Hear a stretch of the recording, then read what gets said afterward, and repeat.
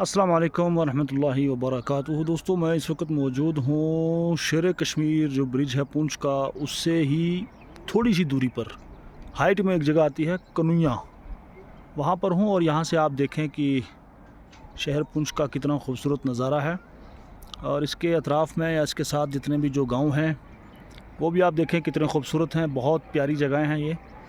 और जब आप हाइट पर या यहाँ पर किसी पहाड़ी पर आते हैं, यहाँ से आपको ये पूरा जो मंज़र है शहर का वो नज़र आता है। ये सामने आप एक बड़ी खूबसूरत मस्जिद देख रहे हैं, और उसी के साथ शेर कश्मीर ब्रिज है।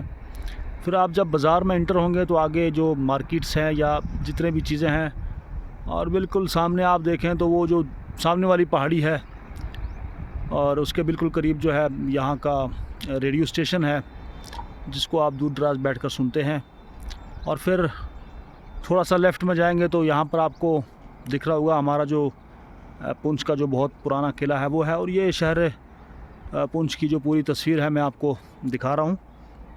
और ये साथ में दरिया पुंछ है, और ये बहुत बड़ी आबादी वाला हिस्सा है और बहुत अच्छी जगह है। मैं इस वक्त यहाँ आया था, कहीं एक प्रोग्राम था मस्जिद में, मैंने सोचा कि आप दोस्तों को इस हाइट से जो है ना यहाँ की ज़ियारत करवा दूँ।